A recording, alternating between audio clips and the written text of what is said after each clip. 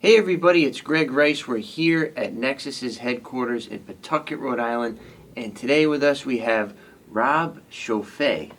Thank you, Greg. It's a pleasure to be here.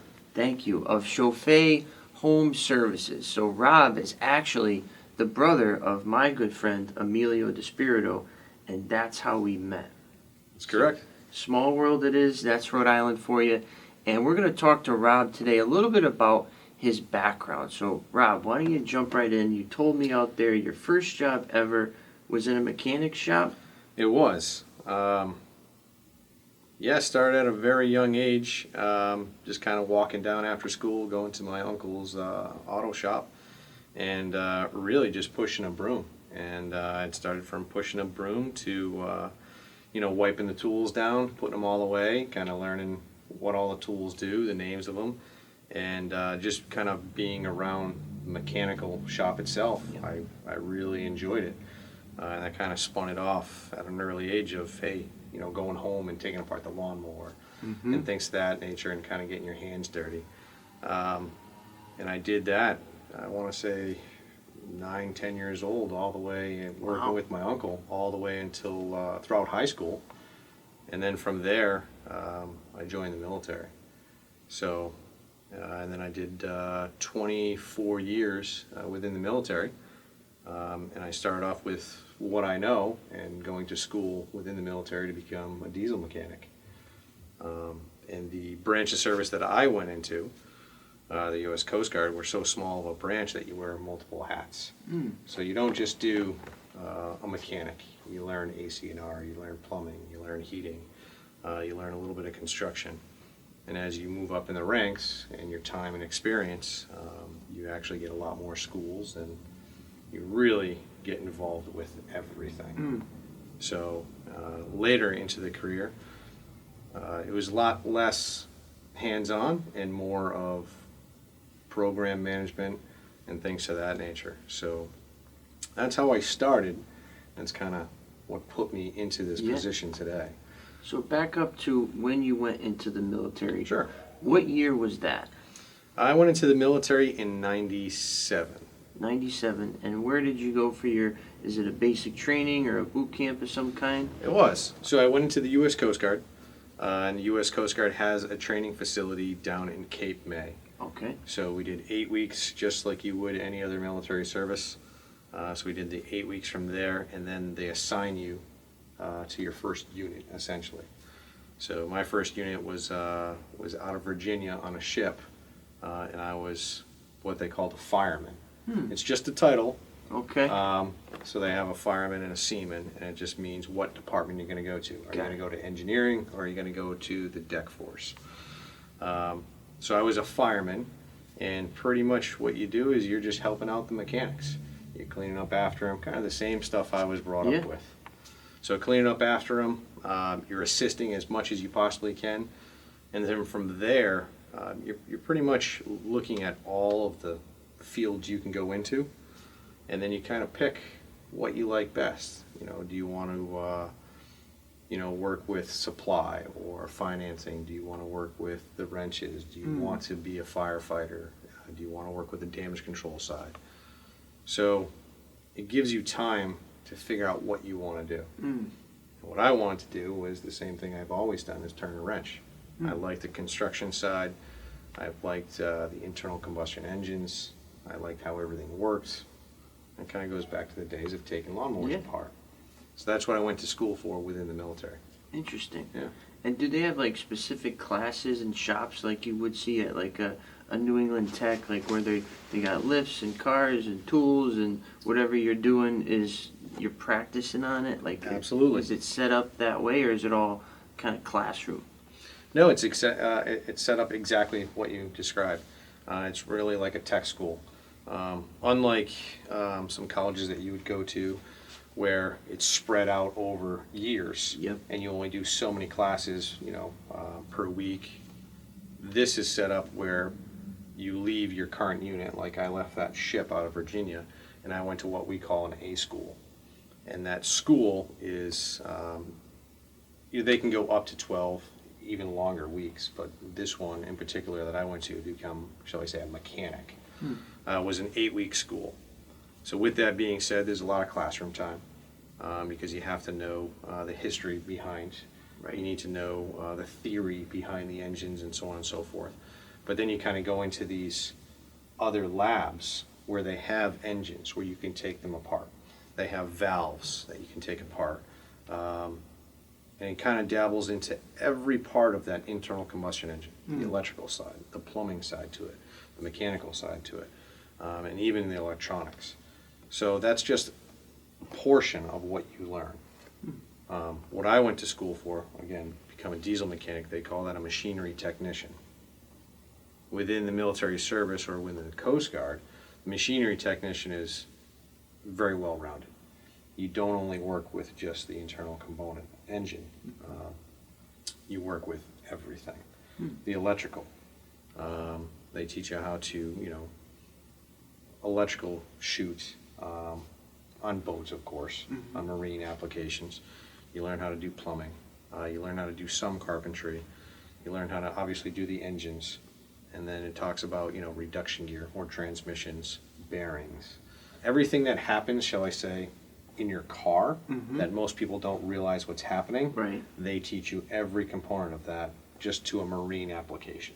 Like my wife, when something's broke, or the light's on, or there's a funny noise, she turns up the radio, Most people do. or rolls the windows down. I don't hear that sound It anymore. always goes away, right? That's what happens. So let me ask you this. What was your favorite thing about the military, and then what was your least favorite thing about the military? Ooh, that's a tough question. My favorite thing about the military, and most people don't like this, is actually moving around, going from unit to unit. It's hard for a lot of people because you're uprooting your family, which you've been based at a certain area, for a certain amount of time, 2, 3, even 4 years. And people get very comfortable being in the same school system. You network out. You become a part of the community. That is very difficult for some. And it was difficult for me. I don't want to say it wasn't. However, what I did like about that is I would leave one unit with that experience, and then I would go to another unit. And it wasn't always the same unit. So even though I went from one ship to another, it's a different style ship, it's a different class, it had different engines, the mechanics were different. Right. Maybe some things were electronically operated on the previous unit, and I went to another one where it was air operated. So you have to expand your knowledge, and you learn so much more. You become so versatile in everything. That's what I really enjoyed, because you become a jack of all, master of none, shall I say, right? Yeah. The least favorite thing is, I don't want to say losing the friends, but leaving the people. Got it. You become so close with the people that you work with. You become a family. You really do, because you rely on these folks when you're out in the ocean. You have no one else to rely on. So if you're, and I'm just going to throw out an example, if you're 100 miles offshore and you have a fire on board a ship, you rely on those people to be there, to get dressed out in time and put that fire out, because there's no one else coming to your rescue. It's you. So, you birth, you're in the same berthing area as these person. You eat next to them side by side. You work side by side with them day in, day out. And on your off time, when you're out in the ocean, you play cards or watch a movie. You become so close with these people that you are a family. Right. So that is the most difficult part of the military that I didn't like. Right. You stay in contact with a lot of people. However, it's virtually impossible to do it with everyone that you've ever met and or became close with. Just because as you move to a different region of the country or even out of the country, they also move their family and they go to a different region. So the distance is just terrible. Interesting. I never thought of that. What about, I think my biggest pet peeve would be sleeping in the quarters with everybody and listening to 20 guys or girls snore. Did that come up where you're trying to get a nice quiet sleep and then it's just racket all about? It happens. And you just get used to it and you just tune it out. Yep. You have to tune it out. You can wear headphones and things like that, to try to muffle it. muffle the sound a little bit, but you just kind of get used to it. How about Yeah. the food? What was the food like since you're out on a, you're out on a ship? Yeah. It's not like you're getting fresh, prime ribs delivered or fresh fruits and bananas. Like you gotta pretty much freeze or keep things preserved. Like how did that go? All the cooks that I've always worked with throughout my year, they did a phenomenal job. When it comes down to it, the cooks really, they're the morale of the ship. Yeah. They have to provide great meals every time. People criticize them all the time. Oh, this meal's not that good. This one was better than the other. It's very difficult to keep a constant, good, fresh meal Right. every day. So throughout my years, I give them a lot of credit for what they've done and to try to keep everything, great meals. The meals we're not eating lobster, we're not eating steak. Right. Although we do, it's just not all the time. So you kind of get used to the normal meals that you can. What's the prepare. normal staple? Like the average everyday meal, like pasta and sauce or Yeah, things that. spaghetti and meatballs. Like Yeah, it's no different than you going out to any other restaurant. The meals are set for you, so you can't kind of pick and choose. Hey, I you can't want be like, lasagna this I day. want it made this medium rare. You got to remember, depending on the size of the ship, that's what the cooks have to prepare the meals for. So you're not always getting, a meal designed directly for you. It's really, you have to set it for 50, 60, 100 people. Right. So it's large meals that they're putting out every time.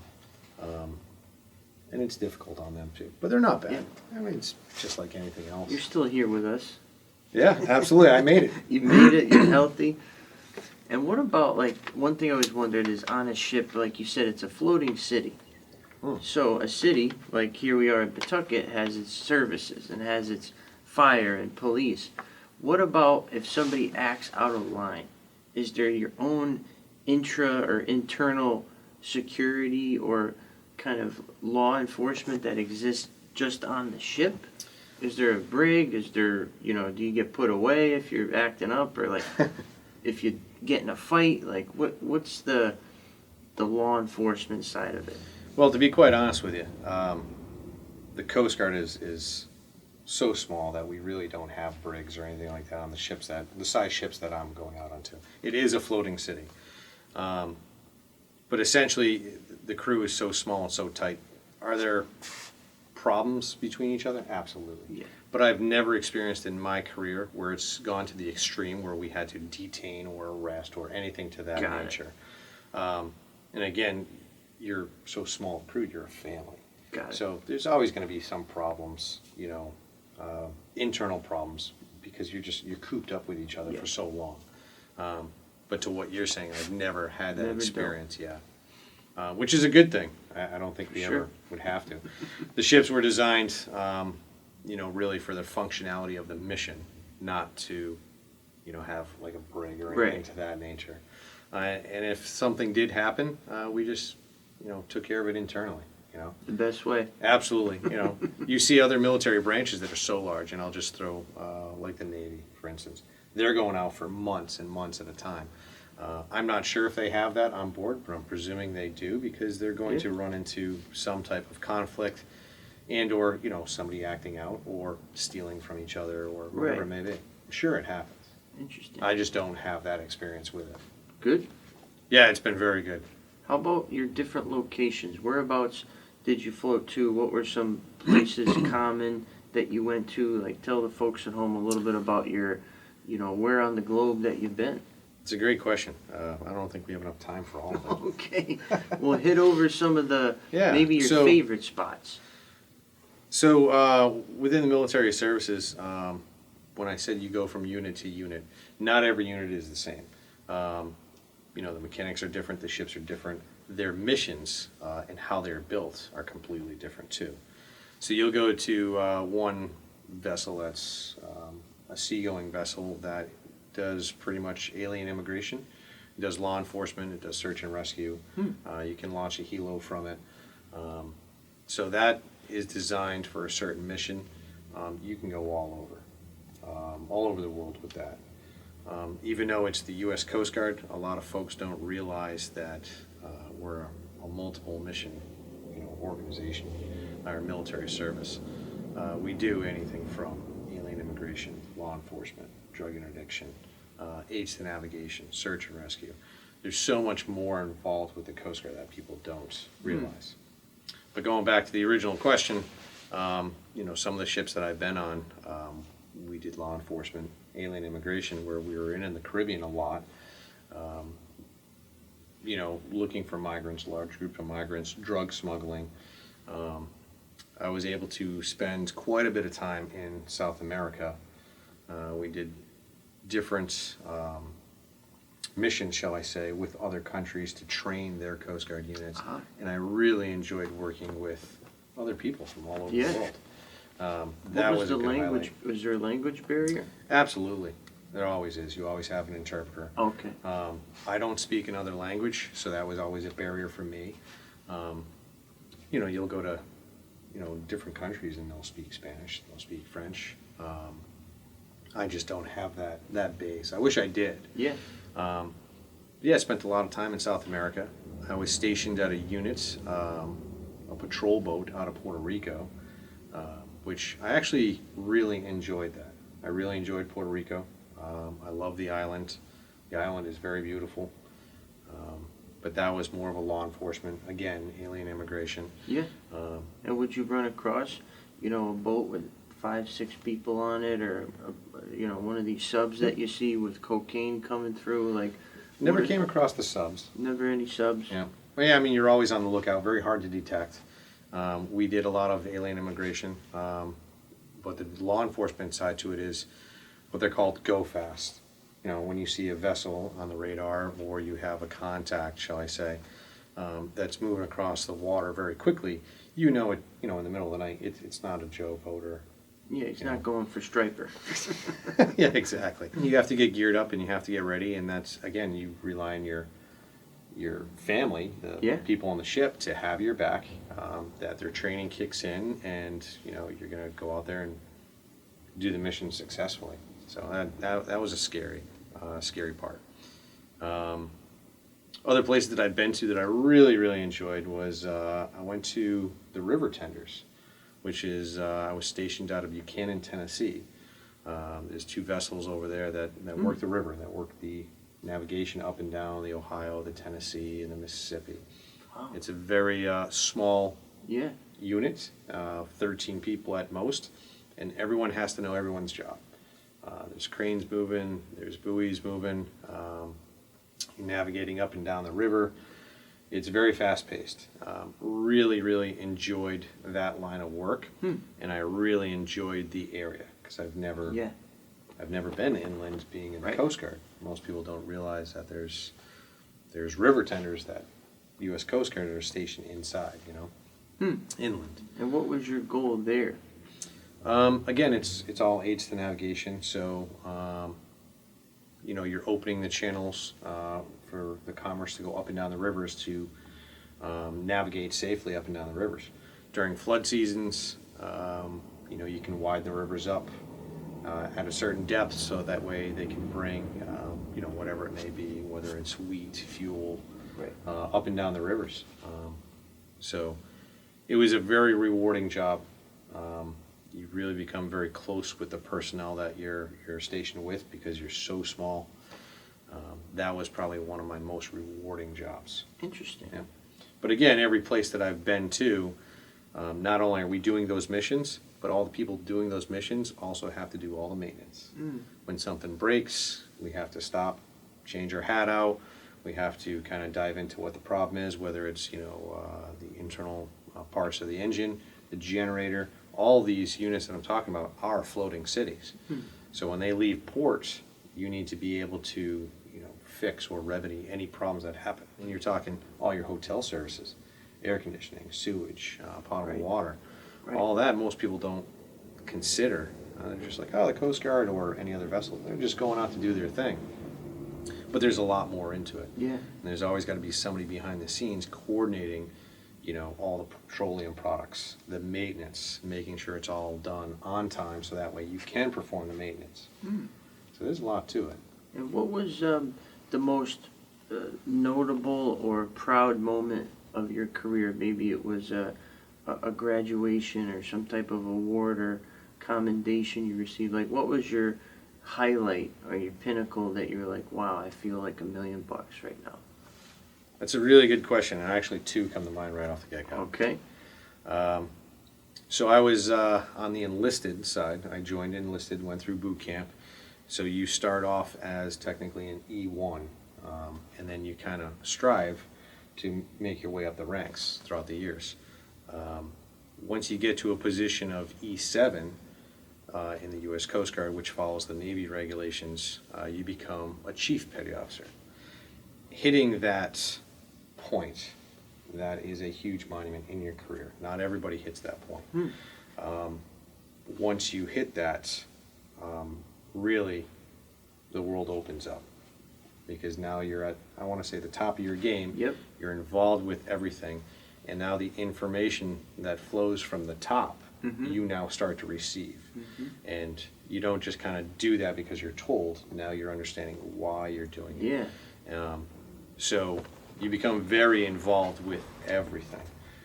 At that point, now you're in control as a Chief Petty Officer of shops and units. So there's a lot more responsibility that goes with it, you know. But that was one of my monuments that I hit. Everyone tries, you know, or strives for that. How long did that take you to achieve? I made that on my 11th year. Oh, wow. In the Coast Guard. So I actually moved up to that position pretty fast. So 07 you were recognized and given that, is it a different designation in your uniform? It is. So you go from wearing chevrons on your collar devices and on your, you know, your uniform to wearing anchors. Awesome. Yeah. So it's a very high point in your career. The second point that I hit, that I said there was two on, is you can either go two ways from becoming a Chief Petty Officer. You can either follow the ranks and become a Senior Chief or a Master Chief, or you can kind of apply and go into a Chief Warrant Officer. And that's what I decided to do. That there was still enough time in my career that I still haven't hit my 20-year mark. Yeah. I'm still young enough where I can learn. And then I kind of put another monument in front of me, another goal that I wanted to hit. And that was becoming a Chief Warrant Officer. And I was able to do that at my 15-year mark. Wow. So those two moments in time is like, wow, I've hit my goals. I've made it. And again, those 2 points, that's where your outreach is a little bit more to people. Now you can teach them your knowledge. You're passing that knowledge on to each one. Great moments in time. I'm very, very happy that I succeeded in doing that. What about your retirement? Did that make you feel sad in a way that you're leaving all that you've built? Or did you feel like you're not leaving it?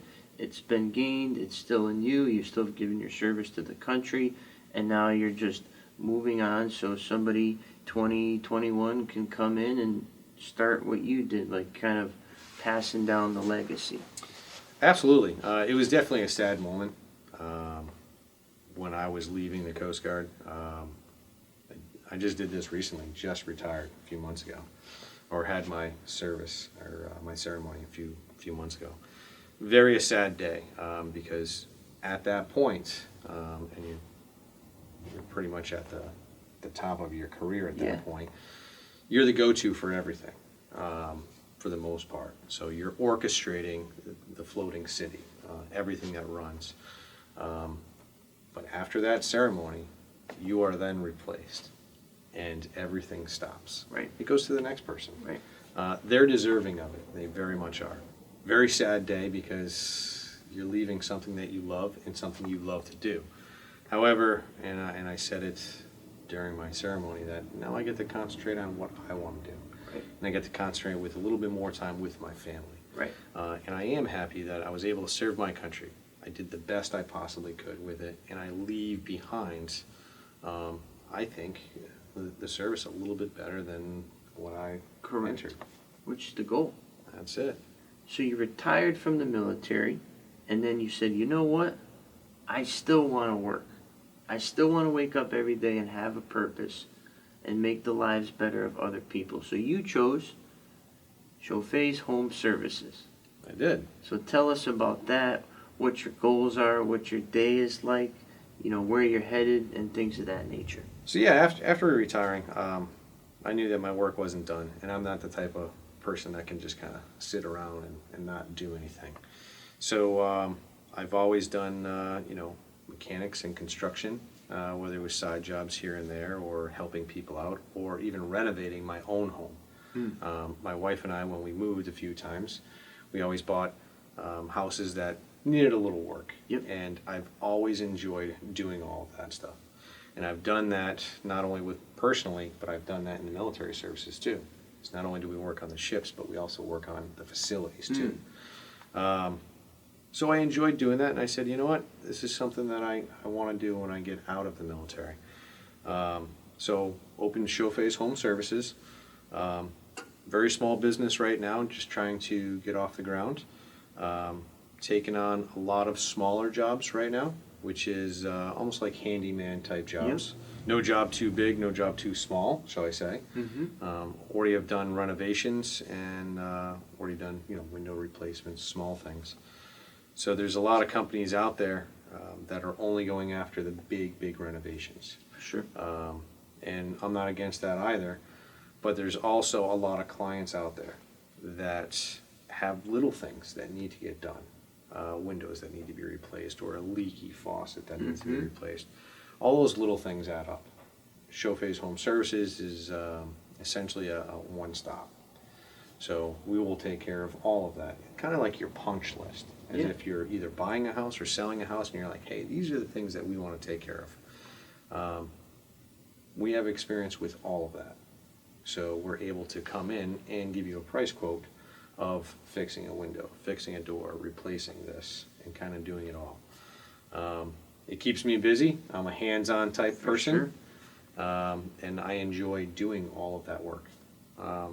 Most of all, I actually enjoy meeting new people and working with the people as well. The experience that I've had with the military and meeting so many people and working with so many people with such a wide, diverse background, that allows me to work with the clients out here as well. To read their language, read their body language and the signals, and become a little bit easier to work with, I guess. A lot of contractors that I've heard of will come in there very firm, this is what it is, and kind of out the door, and then there's no personal touch to it. Right. And it's very off-putting for some of the clients. For sure. And a lot of folks that we deal with, because we manage thousands of units, have come from some type of experience where maybe they tried to do it and they couldn't, and they called a contractor to come in and paint the apartment or put in new floors, and all I consistently hear is nightmare stories. Okay, I never really hear, oh, I got this guy and he's great. I got this guy, he's cheap, which is great, but he doesn't really show up, or he got in a fight with the neighbor, or he damaged my driveway with his truck, or there's always something that folks have an issue with. So you coming to the scene, in my opinion, is unheard of. To see somebody of your stature, your caliber, your professionalism, your health. Most contractors, I'm sorry, are not the healthiest looking guys or girls. So I'm very excited to see where your path leads. I know that I'm going to use you and refer you to all Nexus clients that need something that maybe we can't do or we're too busy to do. We want you to be in that role, and I know Emilio probably has kept you busy as well. Yes. So what is he doing for you that's assisted, home buyers and sellers alike? Well, I appreciate you thinking of myself and Chofay's Home Services. What sets us aside is what you're talking about, the damages that happen when a contractor comes in, damage to the driveway, this and that. I keep all of that in mind because I'm really worried about the clients and their experience. Right. So making sure that we're not damaging anything else part of the job, that's key. Being personal with them. Yep. Giving them the quality service they want, that attention to detail to make sure that it's done right for them. You know, you're not cutting corners and things of that nature. So that's kind of what we're focused on. So I appreciate you seeing that in me Absolutely. as well. When it comes to the smaller jobs like Emilio and the Despirito team, they've been giving me a lot of work and great reviews so far. You know, he has the client base where they're selling their home, and a home inspector comes in and they find a whole list of things, and it's on a timeline. It has to Right. get done within Right. a certain amount. You know, And it 14 must be days. re-inspected too. Correct. So it's Yep. not like you can just fudge it and it goes away. Right. That inspector or that appraiser is coming back and saying, okay, this was done in a workmanship-like manner. Correct. Done. You can sell your house now. Correct. But if you call Joe Schmo off Craigslist, You don't know what you're going to get. At you that don't point. know. Yeah, absolutely. So, been dealing with a lot of those people, and also people that have purchased homes from Emilio. You know, they want something either, whether it be pressure washed or fix the Right. siding of the house, even paint the room. So I've been getting a lot of jobs like those. Those aren't really time, you know, constraint, Yeah. but they're still job. And again, you know, I'll go out and I'll bid on them just like any other contractor would. And we just do the best we possibly can to make sure that the client is happy, and you know, you have that reoccurring service, reoccurring client base as well. You know, Rhode Island is so small, and contractors have gotten a really, really bad rep. Tell us a little bit about that story you just told me before we came live. Sure. I think it was a woman that you went to the house and arms were crossed and didn't like contractors and not even giving you a chance. She just already had you made up in her mind. Absolutely. So just recently, went to bid on a job, and essentially just that. As soon as I went there, very unhappy. Selling the house, so the work has to get done. Right. So they have to get contractors in their home, which is, it's always inconvenient for them. They have to come there, babysit you. Plus you're a stranger. Absolutely. And these troubling times with COVID and things like that, it's tough. Yeah. So I went there, and what she was told is that, you know, this had to get replaced or had to get redone, and after assessing it, it didn't have to get replaced. So I gave her the option. We can go and replace everything, which is very costly, and we can do the job. That's not a problem. Or we can just repair the problem, the existing problem, keep a little bit more money in her purse, Yep. and we'll do the job. We'll fix it correctly, and then the rest of it we don't have to do. Right. So I gave her that option, and to be honest with you, you know, with the arms crossed and not giving me that chance, her whole demeanor changed, because I'm not trying to, you know, rake her over the coals, shall I say, and take advantage of the situation, knowing that she had to get it done. Which you easily could, and most contractors do. So I've heard. Which I'm going to kind of go back to that here in a second. But I gave her that option, and that changed everything. It changed our basic 5-minute relationship we had, from her being very defensive and closed to now kind of welcoming and like, oh wow, this is amazing. And I explained what was wrong, how I'm going to fix it, and then, you know, the difference between the two jobs, which no contractor really has done before. Yeah. And obviously we're going to go with the cheaper, just the repair, but that's going to save her a lot of money, a lot of time, and she's happy already, so we're going to be doing that job here shortly. Every person that I've met so far, every small job, has a bad contractor story. And they're always asking questions. Are you going to fix that when you're done? Are you going to make sure it's cleaned up when it's done? Because it just seems like the contractors have a bad rep here in Rhode Island. They do. It's And tough. It's because I think there's very limited barrier to entry.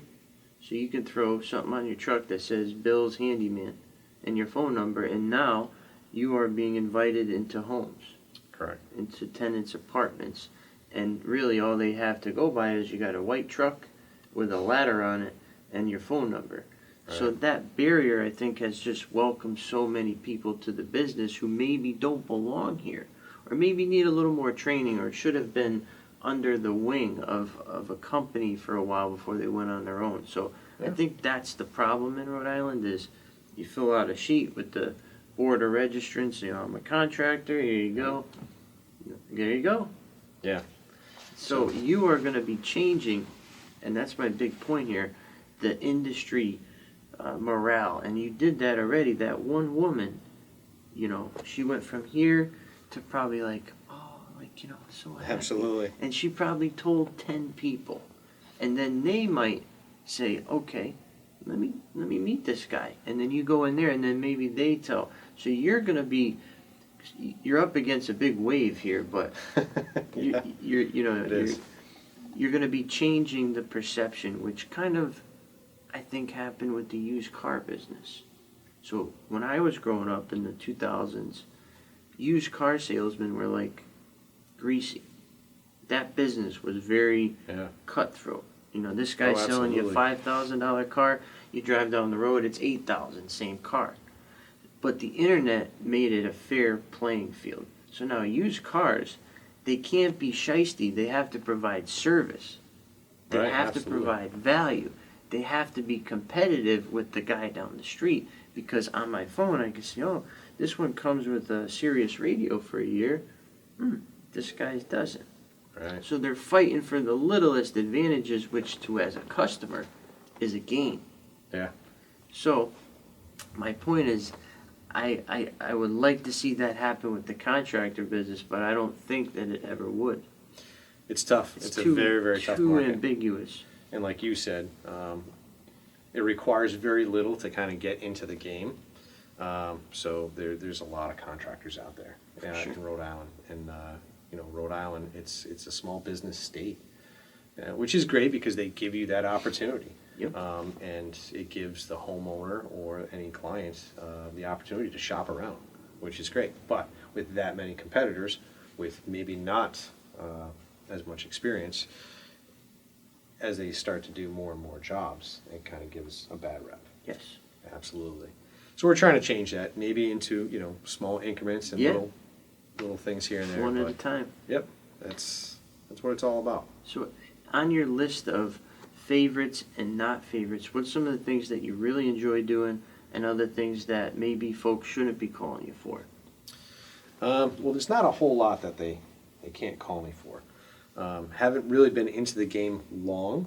However, I have a great network base, and I've met phenomenal people throughout my years, not only in the service, but just being, local Yeah. around the Rhode Island area, Sure. and meeting folks like yourself.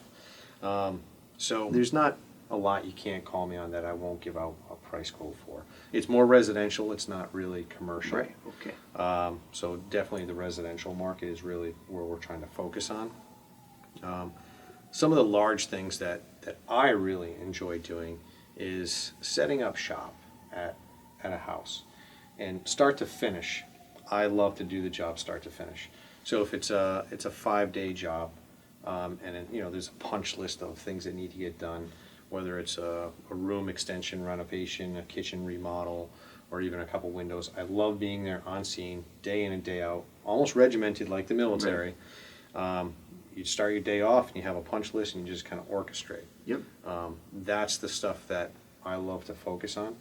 I'm not going to say a window replacement here or painting a room is not high on the priority. Okay. I enjoy doing that, but it's tough because you're stretching yourself thin all the time doing that.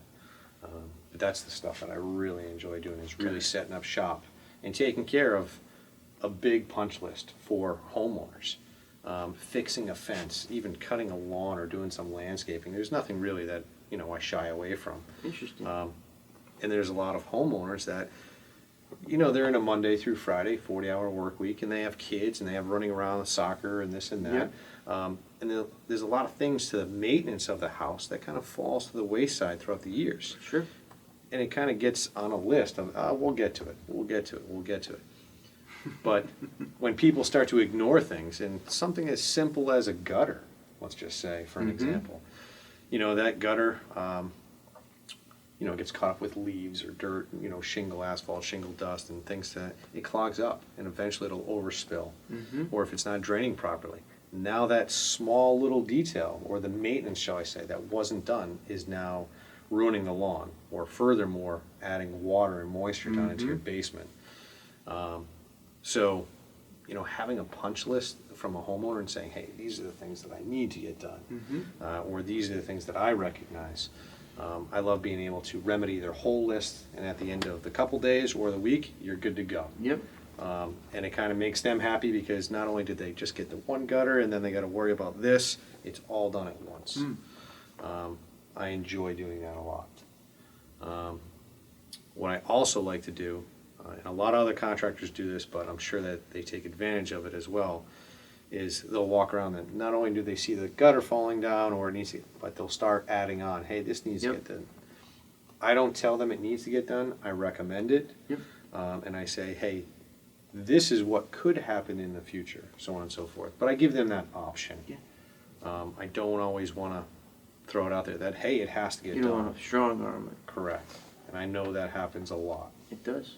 Yep. Especially in the car repair business. It's my least favorite thing is dropping my car off. Like today, I had to do it in Johnston. Great place, by the way. Fiat. It's the Greco dealership, and I'm bringing it in for a timing issue, and I know they're gonna call me and say, "Hey, the tires—they're looking a little little thin, or the rotors, or your brake pads, or the bearings are getting a little worn." And I get it. It's suggestive. Yeah. And it's needed, but just as a consumer, and like the lady with the crossed arms, she already knows you're reaching into her purse. Yep. You're there because of purse. You're not there because you like her. Right. So you are trying to massage and minimize, but just also say, hey, that could become a $3,000 job. Right. But for $30, we can just put the new scupper on it, or we can. So That's I what we're get trying to it. do. It's just tough. It's tough for you. Yeah. To walk that rope. It's a tough market. It really is. With the whole COVID situation too, another problem arises is people are staying home, right? They're working from home. They have maybe a little bit more time. So there's a lot of DIY out there. Or they're going to say, what are you doing there, Rob? When they start to watch the shows and the DIY, they think that they can do it. And sometimes it causes a little bit more of a problem because things weren't done correctly. Not all. I mean, there's some homeowners that are really handy with a wrench or a hammer and a saw, and it comes out absolutely phenomenal. And then there's some that, do a little bit more damage than actual good. I can tile my bathroom. They don't understand the right tool for the right job as well. That's the biggest thing. True. Yeah, there's a lot of people that come in here and just don't have the right tools. I remember in Woonsocket, as a matter of fact, I was doing an apartment turnover, and there was like 6 layers of linoleum flooring. So I was using a shovel to pry under the linoleum, and that was hours of, maybe I got like 3 feet done. And one of our techs happened to be working there, and he goes, "Oh, Greg, you should get a roof scraper.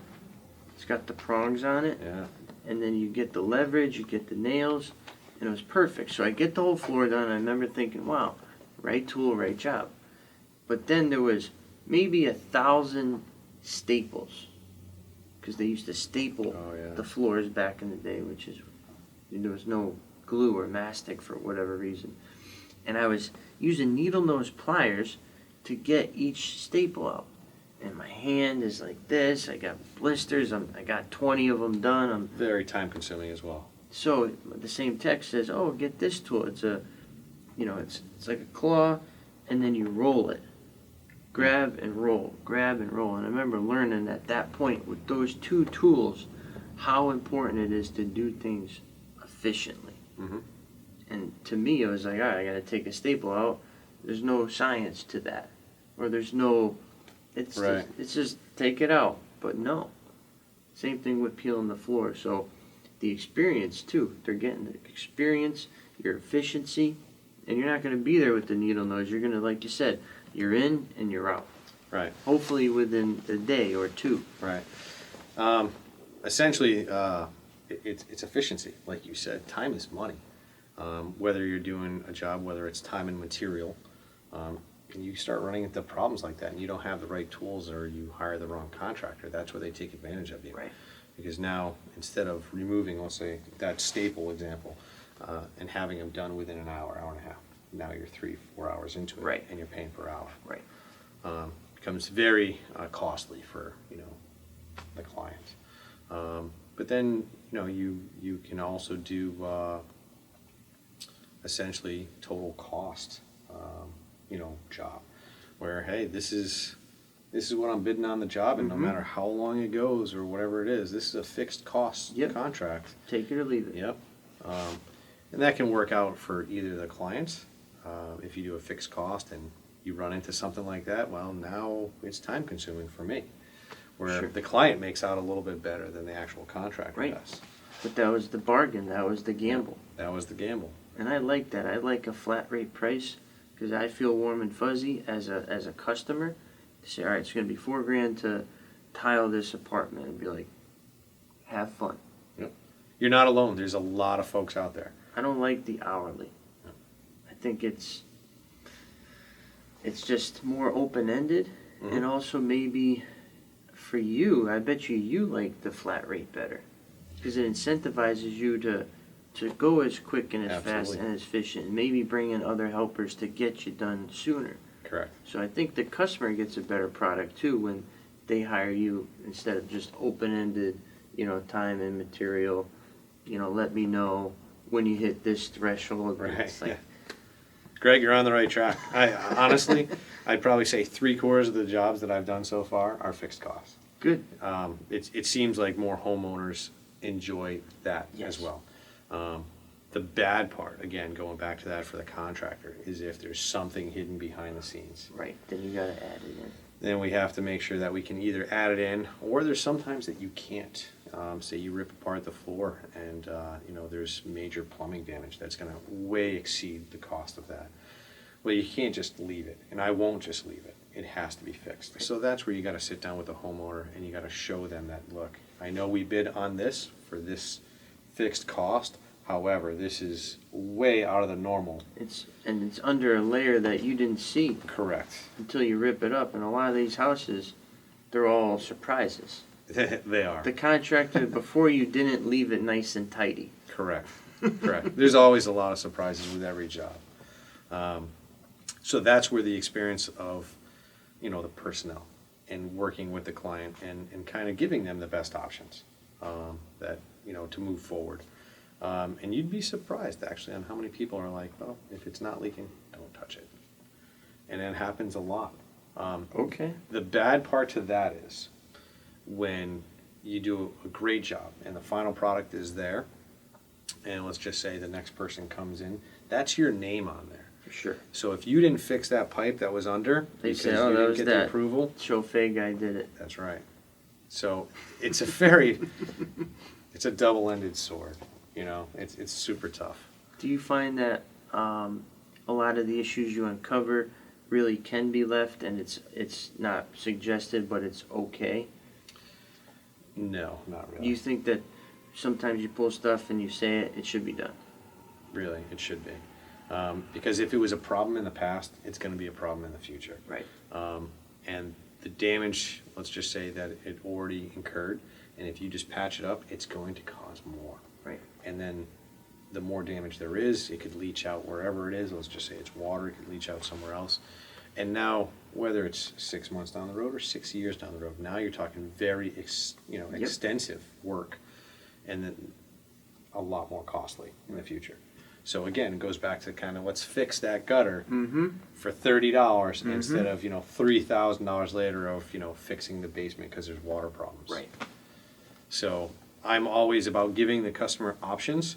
I would rather leave that to them. I will do it however they want, but I want to make sure on everything that I do that they know that that option is there to fix it and fix it correctly. I like it. So. And my final question, Sure. couple minutes here, is your brother Emilio, right, in the business.